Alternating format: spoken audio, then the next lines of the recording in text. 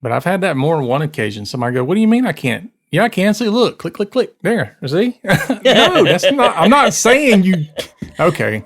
Just forget it. Never mind. It's not for today. You're listening to the Help Me with HIPAA podcast, where HIPAA and humor collide to make learning fun. Your delightful hosts are Donna Grindle and David Sims. Relax. HIPAA help is on the way. Welcome to episode 351 of the Help Me with HIPAA podcast. My name is David Sims of HIPAA for MSPs, and joining me is Donna Grindle of Carden. Good afternoon, Donna. Hello, David. I always think of Batman when I say your name. Donna. See, maybe we should do a little something with that. You're gonna be Robin. I can't wait to see you in the tights. Yeah, there you go. I think I could do that. That would be fun. That'd be good. I actually saw one of those episodes about a year ago. I don't even know where I was at, but it's and I was watching it, and I was like, I can't believe I actually sat through this stuff as a kid. It's horrible. I love watching it though. I mean, just the campiness of it is over the top. It is. And to me, I mean, well, I used to love it when I could schedule my college classes around so that I could watch Batman and Star Trek. That's the originals. Big difference. Yeah, big difference. Yeah. Well, not a lot. Not a lot. When you see the same drama. Here's something that's interesting. When I graduated high school and went to college, The Simpsons was the show. All right. Well, we'll just go. I was older than that. Yeah, I think they had just introduced color television when you. Okay, I do remember when we got a color television. Okay, I do remember the excitement of that. So, leave it be, David. Leave it be. The only thing more exciting than getting the color TV was getting more than 3 channels. True. And I think that happened when we had Channel 17, which was TBS. So. But anyway, we digress. Yeah. Yeah, it was a sad day, though, when my dad could no longer say, David, get out there on the roof and turn that antenna. I'm 7 years old climbing up on a roof, turning the antenna. At least my dad put it on a big tall pole so we could stand on the ground. It's lightning outside, Dad. It's okay. You just got to turn. Well, now we have an answer to a lot of things. Yeah. All righty. So anyway, speaking of dangerous things, you should probably be worried about your privacy and security. And therefore, that's why we're having the Privacy and Security Boot Camp. And 3.5-day in-person event, September 12, 13, 14, and 15. Find out more at PriSecBootCamp.com. It's going to be fun. Yeah, it is. You know, our boot camps are intense, but they're good. You walk away really knowing a lot. And we have converted many of people into privacy and security nerds. That's right. I mean, people have gone and said, hey, I want to go into this as my job. So, yep. Let me warn you, though, I do make jokes as I'm giving my talks. And if you find it within your power to walk up on stage and Will Smith me, it won't go well for you. Oh, geez, Pete. They'll just leave that to me. That's funny. Anyway, so if you want to know more about Carden and Carden Club, you can find out more at cardenhq.com. And for HIPAA for MSPs, it's HIPAA for MSPs.com. Thanks for our donors. Appreciate all that you do for us. And hey, leave a review for us. We haven't asked for those in a while. So head on over to wherever you listen and leave us a review. And that's going to lead us. Yeah. And that's going to lead us into our HIPAA. Say what? Segment. David can't work the buttons today. It's not the buttons, it's the sliders sometimes. There's just too much going on. Yeah, there is too much going on in our heads today. So yes, let's HIPAA say what? I thought you were going to do it again the way you were looking around for the button. Oh, here we go. HIPAA. Say what? Donna. Say what? Okay, y'all. This is the downside to us recording in the afternoon. We kind of tired and punchy. So HIPAA say what? Let's just get this one out there. Take privacy rules seriously, people. Yeah. Well, everybody does when a breach happens. They say so. It's on their I know. We know. notification. Well, this is one of those, because I told you, when we talked about the 3 enforcement arms of HIPAA, and I said there were several cases discussed at the HIPAA summit, and this is one of the many. When we did our episode on it, we were focusing on all the ones because FTC had several.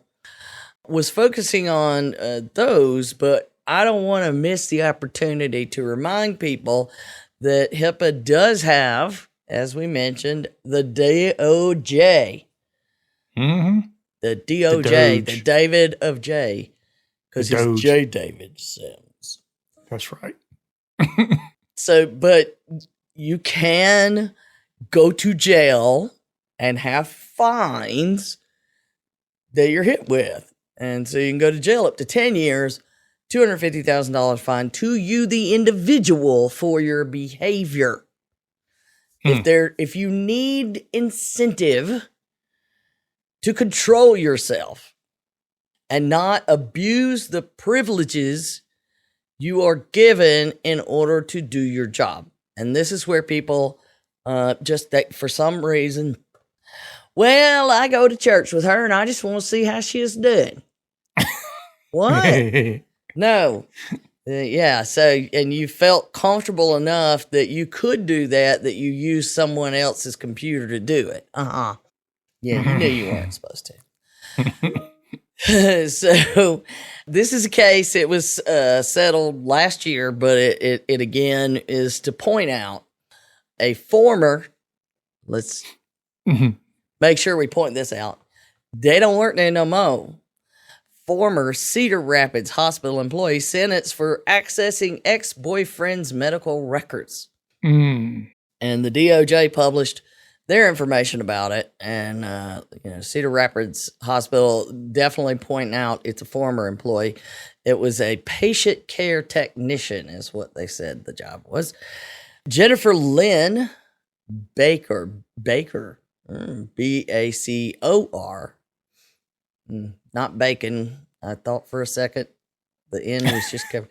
Baker, who now lives in Vegas, baby, pled guilty to 1 count of wrongfully obtaining individually identifiable health information under false pretenses.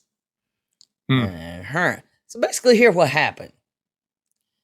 And this is, the cases that have to do with child custody, divorce, breakups, crazy family members, that's where people go nuts.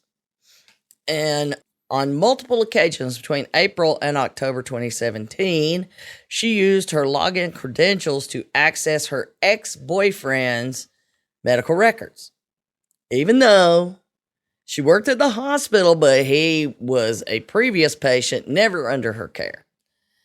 So then she also took a picture of some medical photograph that showed injuries and sent that picture to a third person who, let's make note, the third person was not obligated under HIPAA. Right. So they didn't really get in any trouble. Like it could be slander and all this other stuff. But third person then sent the picture to the ex-boyfriend and others using Facebook Messenger along with taunting language and emojis. Well, she was probably all right until the emojis. Yeah, right. That's what put it over the edge. So good for her, because some people have held out thinking they didn't really do anything wrong, and they went to jail. And Sister Girl had the sense to say, plead guilty. Tried to claim all this remorse and all of this. So that's all good. but they gave her 5 years probation and $1,000 fine. So she got lucky. She didn't have to serve time. Yeah.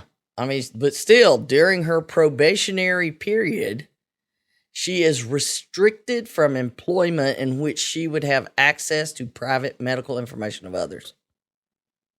I thought that was very interesting. Yeah. She may have to have a career change. Well, I think that employers should be able, in a reference, to be able to ask, have you ever been sanctioned for violations of HIPAA? Mm-hmm. And that if you lie about that, you're putting us in jeopardy.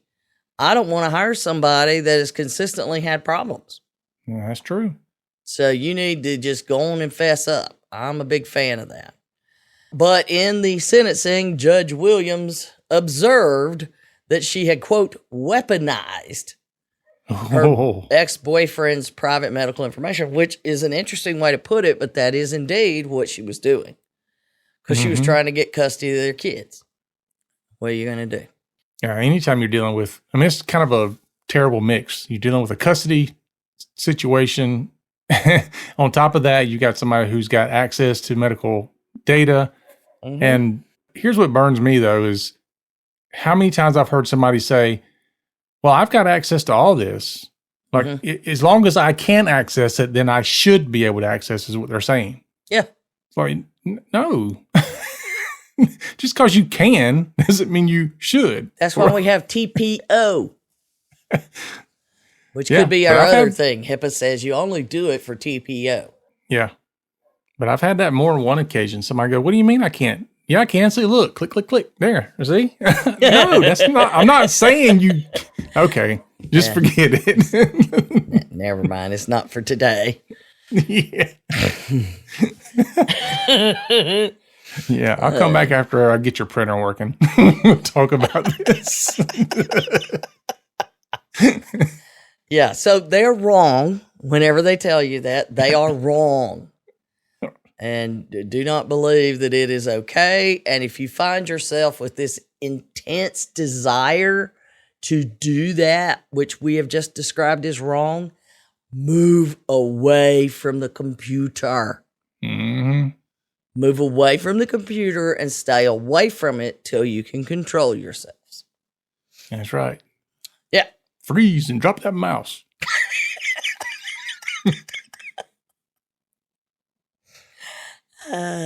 Drop the mouse. Move away. Back it up. All right. Moving on to our next segment. The 405D tip of the week. Tip of the week to you, David. If you go to the website, which is 405d.hhs.gov. There you go. The other day I messed it up. So I have to admit to it, though. I'm glad it's not just me. Under the News and Awareness Resources section, you can access the 405D Post, our bi-monthly newsletter. This strives to educate on new and emerging cybersecurity threats and technologies by highlighting the use of the Hiccup publication. Yada, yada, yada. A lot of stuff in there that we're trying to do. And the March 2022 was just released. It is volume number 15. For those of you who can read Roman numerals, XV. At least so far, we can read the numbers. Everybody who watches the Super Bowl can read Roman numerals. I don't know. I've seen people fail that, the XL one and stuff like that. So, in the newsletter, so if you go and you sign up for the 405D mailing list, whenever we release something, you will get it. You'll get notified, hey, there's some new thing coming out. One of the things we release is this bi-monthly newsletter. It has multiple articles in it, and just to share, for example, the March one has the lead article, which is a word from the task group. And that word for March is the impact of ransomware on healthcare, written by our friend Ed Gaudet. I never know how people pronounce it. Ed is all I call him. But he's the co-lead of the ambassadors on the group with me and David. Highly recommend this article because he pulls information from the Poneman Institute study they released in September. One of the many things we haven't had time to review, but they did come out with a study about the impact of ransomware on healthcare over the last couple of years. And he hit on another one that's a fairly new one. It's definitely on the list. We're going to go through about business risk management and what the findings are about what you should be concerned about. That's for maybe next episode. But in his summary at the end of his article, he points out the Poneman Institute study is not only a wake-up call for the healthcare industry to transform its cybersecurity and risk management programs, but also a call for community advocacy to take action and deliver more robust protection of our data and the assurance of the availability of life-saving care whenever and wherever we need it. I thought that was an excellent point. It's a great article. Ed's a good guy, and he wrote. I really got a lot out of it, so highly recommend you check that out. There's also a section in the newsletter called the 405D Chronicles, where we tell a firsthand story from someone, and we have Boyan, and this is Bijan. Boyan, and also a great guy that we know we're probably screwing up his name, but he knows we don't mean any harm by such. But his is covering cybersecurity myths that he has encountered. Don't have to go into all the detail, but let's just say he agrees with us that you cannot assume that IT people really do know everything when it comes to HIPAA and cybersecurity requirements. And I saved this particular one just for you, David, because I knew you would love just being able to say it out loud, sharing what he wrote there. Okay. Let's see here. He writes, after one of my presentations, someone told me that my presentation was useless to them because their office used Macs. Oh, God. Wait for it. It gets better. And FYI, Macs don't give malware. Oh, my. Okay. This was a relatively small group, but the gentleman assured me that he confirmed it with a person who handles their IT. Oh.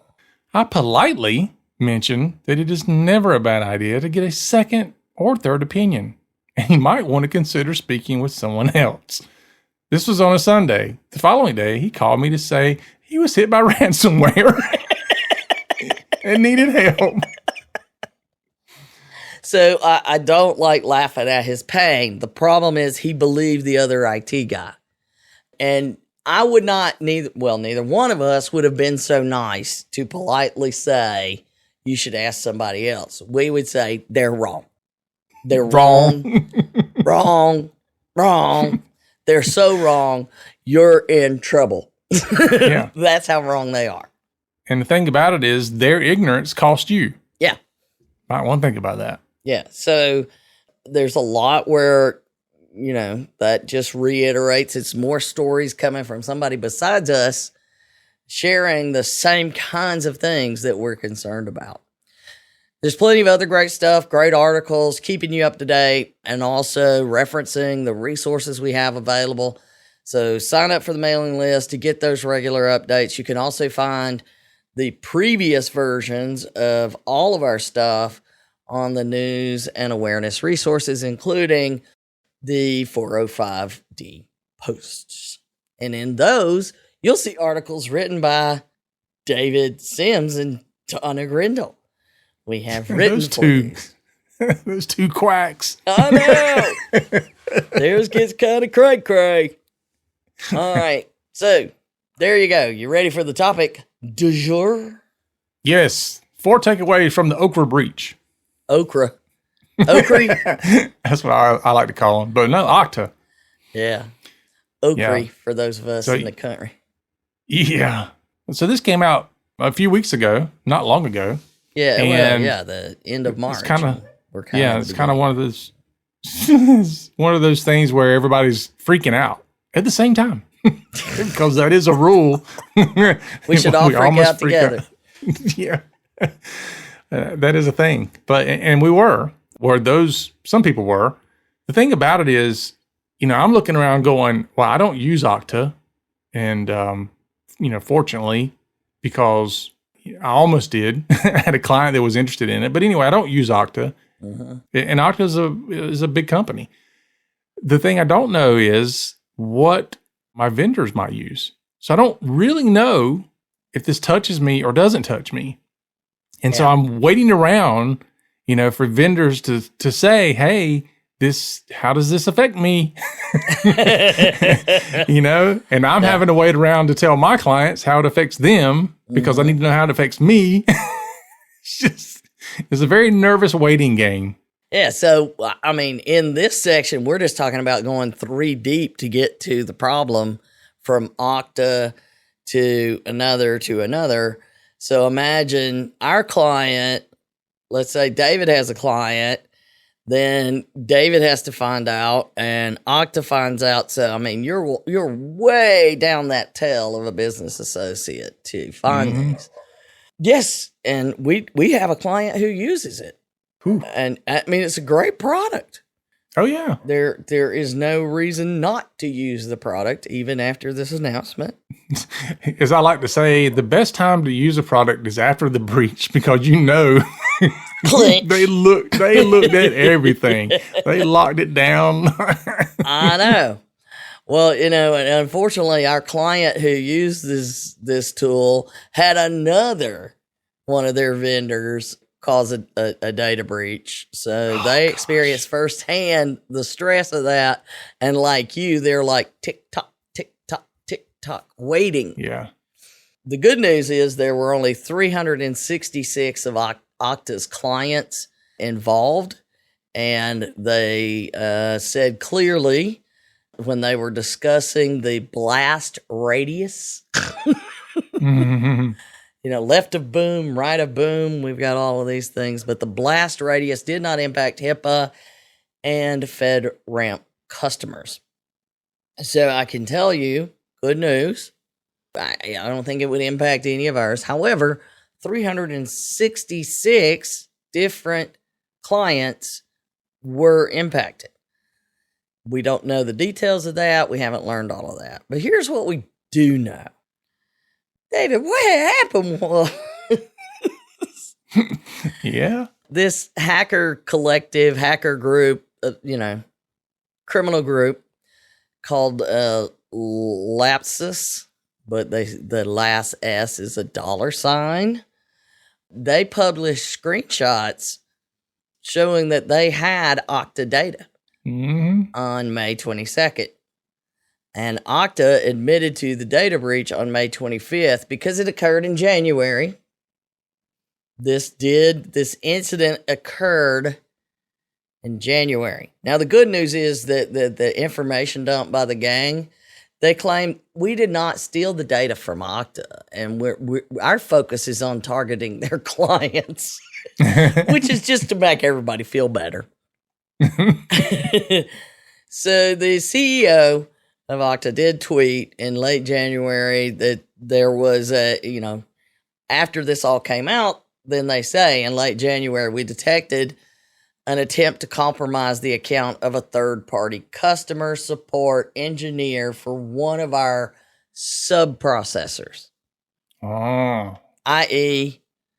our supply chain, our business partners, our business associates. The matter was investigated and contained by the sub-processor. That's why your data was being dumped right now, because it was contained. The security chief said the compromise was one of Okta's third-party providers over a 5-day window between January 16th and 21st of 2022. So at least it was this year that we learn about it. And that third-party group is known as Sykes Enterprises, which was acquired by a company called Cytel, which is the last 3 letters of my client's other third party. So anything that ends in tail, they're like, we are in trouble. So So at any rate, it's the third-party service provider. And so here's the thing. The data breach came from Sykes, who was acquired by Sitel, who, we're not quite sure. Did Okta actually hire Sykes, or did they hire Sitel, who also had then brought in Sykes, which is what it seems like? We're not sure. But the bottom line here is, on January 20th, Okta received an alert that a new factor was added to a Sitel employee's account from a new location. And it did not accept the MFA challenge, which blocked access to the Okta account. Great. Mm-hmm. So then they triggered all of their stuff. They shared the indicators of compromise. They said, hey, the other guys we're bringing in somebody. They do bring in a big name forensics firm.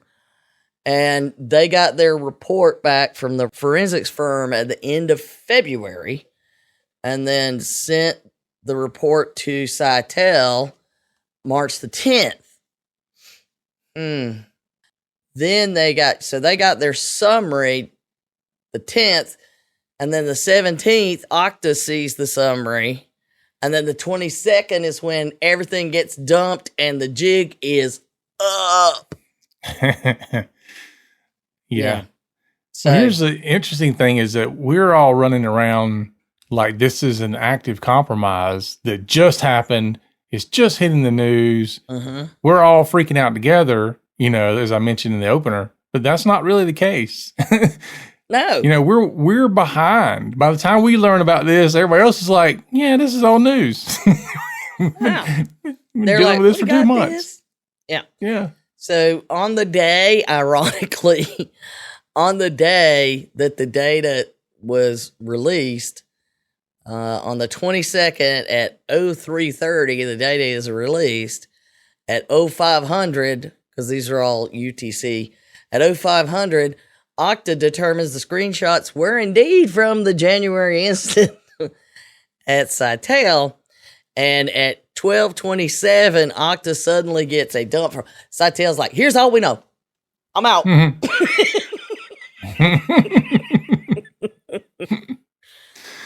Yeah. Well, this is one of those things, and I'm sure this happened, but if you are a service provider of any kind and this happens to you, then you are going to lose the client. Almost always. You're going to lose the client. Which is what happened. Yeah. And sometimes even when it's not your fault, it's going to happen. Like, I know that if one of my vendors has a breach that ends up affecting my clients, I'm probably going to lose that client. Yeah. Yeah. Because you've lost all trust and faith in that service provider. It's Yeah. And so, and Okta has this big FAQ out there. So, go out there, hit the FAQ if you have any questions where you can learn about it. I plucked a couple of interesting ones, like, why didn't Okta notify customers in January? I thought it was interesting how they responded, because they acknowledged they made a mistake. They didn't try to dodge the bullet and say, it's not our fault. They said, Sitel is our service provider for which we are ultimately responsible. Wow. So, that you are responsible for the actions or lack thereof of the vendors you hire. That's what we keep telling people. And they said in January, we did not know the extent of the issue. No, they didn't, because all they saw was that one little thing and they kicked it back. Only that we detected and prevented the account takeover, sent it back, and they had brought in forensics folks. And you don't think it's that big of a deal. But they said we should have been more actively and forcefully compelling information from Sitel, which is true. You need to be writing them saying, I want to know what happened. I need more input. And because they hadn't been pushing them, they got blindsided on the 22nd. And they said, in light of the evidence we have gathered in the last week, it is clear that we would have made a different decision if we had been in possession of all the facts we have today. I would not want to have been in that board meeting. I'm impressed that they did that. They didn't try to put a spin on it. They laid it out. And, to me, that makes me more trusting of them as a vendor. Yeah. Yeah, absolutely. We've said that before about other vendors that we use where they've had some type of security incident, and it really matters how somebody handles the incident. Oh, absolutely. Which is another big thing of we've got to start pushing vetting our vendors and vetting the vendors on what's included in their incident response. Mm-hmm. What is it that you're going to do to keep me in the loop? Because I need to be in the loop. If you're critical to my functionality, I need to be in the loop. Yep. So it's not completely clear as exactly what really happened. There's more stories coming out. I gathered all of the different ones from TechCrunch because they were following it and picked up some stuff from. There's also some, Krebs has some interesting ones that shows he had been following the group before this happened.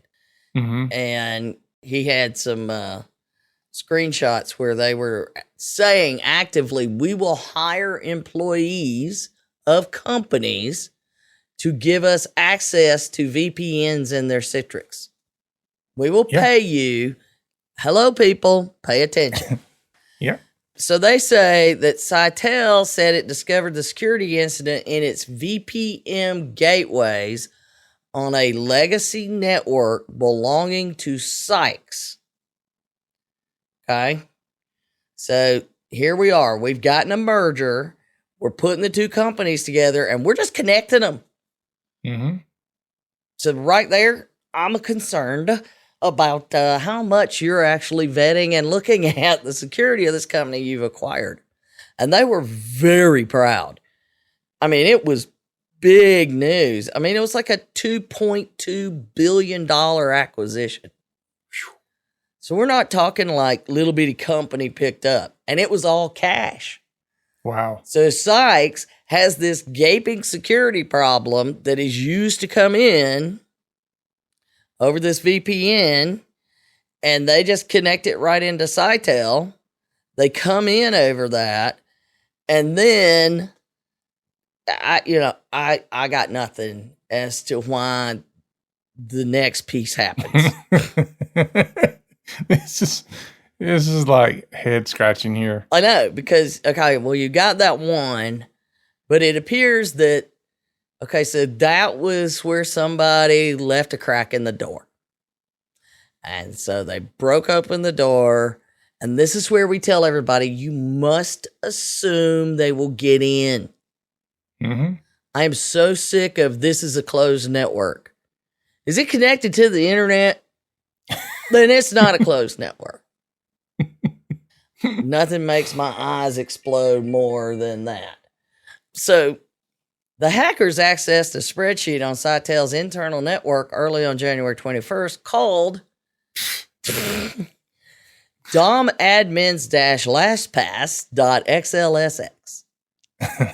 So the file name does indeed suggest this is a spreadsheet with passwords of domain administrator accounts. Wouldn't you think so? Yeah. So it was exported from a Sitel employee's LastPass password manager. Which should not even be something that they can do. Well, even if, people like you and I have the ability to do that, and we should. And it could be somebody that was supposed to be able to do it. Yeah, so could be. Let's just don't, even if it is, you don't just put an open text thing and use that name. Yeah. See, in my organization, we use LastPass. I can't do this by myself. We have it set up where it takes two people to be able to do this. Good. So you just can't. Mm-hmm. And this is why you start pulling data out of LastPass. And trust me, there are some very cool and easy add-ons that'll do that. Yep. Yep. But no. And then even if you do, it should be secured. Yeah. And why was this not secured? Why was it named that? Okay, give it a name like next Friday's lunch menu.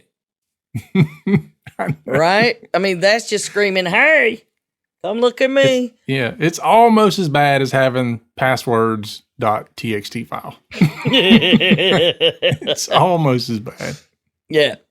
It's just, you got to give it some obscure name if you're going to do that, and make it password protected or encrypted, or put it in a folder that is not connected to online. I mean, there's a million ways if you were supposed to be able to do it and you needed to be able to do it, you should have been securing it. So now we've got mistake number 2. So basically what we're saying is that these 2 things were all you needed to create the bomb. And they're just waiting for the hacker to come in and light the fire, light the fuse. Boom. Hits left a boom, right a boom. There you go. Left of boom is where you set up all the things that the criminals can come in and ignite the fuse to get boom. So, I have to assume vetting Okta. I mean, we have clients that use it. You vet them. I wouldn't think anything about using them still. I doubt they would have brought on Sitel if they didn't check them out. The question of where things go sideways is this acquisition of Sykes. So assuming that Okta hired Sitel, which is a customer experience company, Sitel then acquires Sykes, which has nothing to do with Okta, yet they bring it into the network without carefully segmenting and creating controls. Yep. And there is a lot of mergers and acquisitions going on right now. Always. And it's even more so for me, we help people go evaluate what they're getting into. And without the 2 pieces, it wouldn't have happened. And one is a Sitel employee, and one is the legacy VPN. All right, so what do we think we should all learn from this, David? What's the lessons learned here? We could have made a long list. I just said let's pick 4. Okay, so first and foremost, we brought it up several times, but vet your vendors. Not that we've ever talked about that before. You can't just say, now so many people go, well, they signed a BAA. That's not going to help you. No. What Okta said, which is, this is our third-party vendor and our responsibility. That's true. Yep. That is true. And unfortunately, you find that out a little bit too late, because you know what? At the end of the day, I may have the ability to walk away from a breach and say, sorry, because the PHI belongs to the medical practice. Yeah. There's plenty of MSPs we heard about went out of business when they had a breach. That was going on, 2019. It happens summer of 2019. There were several of those cases. I know. It was bad. Yeah, just disappear. So, it's also one of those things where people sometimes say, don't tell me anything unless I need to know. Like, I don't want to see all these reports, and I don't want to talk about this other stuff. Just bring me in if I only need to know something. Which, when things go bad, that's when the MSP might say, well, let's not tell them anything just yet. They haven't asked this much, this far to know anything. So let's keep them out for right now until we figure this out. Mum's the word. Yeah. But yeah, vet your vendors, and you shouldn't just vet them one time. Remember, when you vet them, you're doing a snapshot in time. So you should come back around, whether it's annually or whatever it is, but you need to come back around and completely vet them over again, because things change, mergers happen, new technology comes into play, they change their business practices, they bring in new tools. They get acquired. Exactly.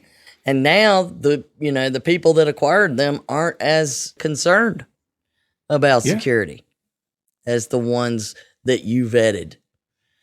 And that's happened to some of my clients before. They have a business partner and they vet them and everything's good. And, nothing really changes except ownership. Yeah. Okay, that does change things. Yeah. All right, so number 2. So going along with that, ask your vendors how they vet their vendors. See where we're going here? I know. If you haven't changed how you're handling your supply chain and looking at this and saying this is a supply chain, it is supplying my ability to function very much the same as the power company does. Yeah. If you haven't upped your game and changed things, just what are you doing differently in your vetting process? Just ask that question. That ought to be enough. Yeah. The interesting part too is that a lot of people don't consider their IT company as being part of that chain because they're not buying supplies from them.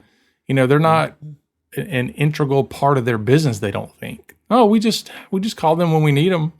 They have antivirus on the machines. They remote in every so often if we need something, but they're not part of our supply chain.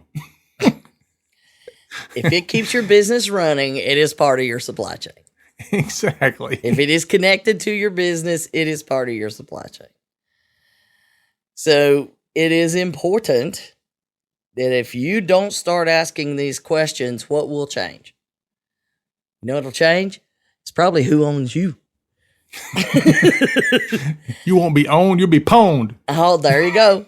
There you go. You knew where it was coming. I set it up, you teed it off. There you go. Number 3. I like this one. If you're a vendor, pay attention to how important tiny little things can be. You can be just one element of an explosive moment, but without you, it may not happen at all. That's right. I don't know. For some reason, when you say explosive moment, I think back to the guy that walked into the Home Depot bathroom. I'm about to blow this place up. It's because Dr. A sent us that stuff, man. Oh, God, that's so funny. When she gets that, well, anyway, we might have to add that on.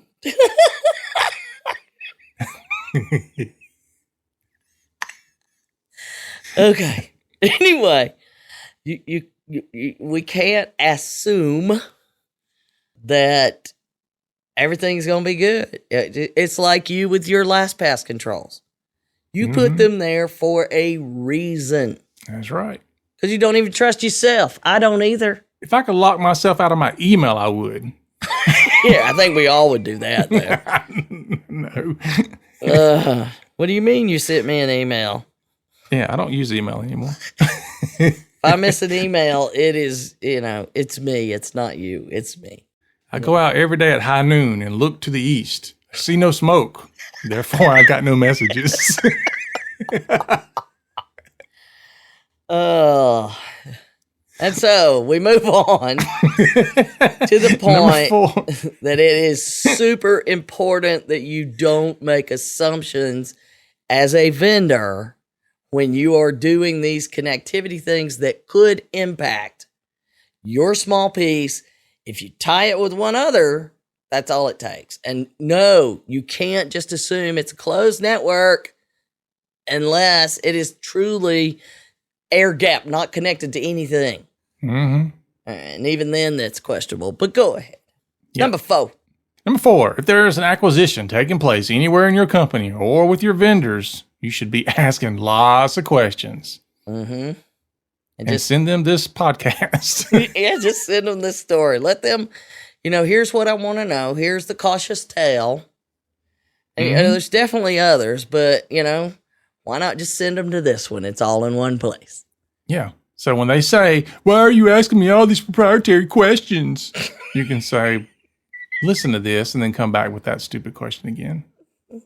Yeah. If they make it to this part, they'll be looking for you to stab you in the eye. So you sign up for the Prisec boot camp and you can meet me. There you go. Bring it. And then you might not say, why are you asking me these proprietary questions? But it is important that we do more to understand how, just like Okta. I mean, they certainly wish now. And I guarantee you, any vendor that Okta works with now, y'all better be ready. Ooh. Ready. Yeah, they might start vetting their customers. I know, right? Your security's not good enough to use our security. Yeah, it's, we're sorry, you're not allowed in the club. So those are the 4 things. We could keep going, but this seems like a perfect time to wrap it up, doesn't it, David? It does. It does. All right, folks, that's our show for today. Thanks for listening. Remember to follow us and share us out in your favorite social media. Rate us on our podcasting app. We always need your help to spread the word. And remember, for Donna and myself, HIPAA is not about compliance. It's about patient care. You've been listening to the Help Me with HIPAA podcast, hosted by Donna Grindle and David Sims. The show created to help you with HIPAA. For more information or to ask us a question, visit our website at helpmewithhipaa.com. Neither Donna Grindle or David Sims are attorneys, and they do not offer binding legal advice concerning regulatory compliance. The information in this podcast should not be relied upon or construed as legal advice in any way. Consult your attorney for legal advice concerning compliance with HIPAA regulations.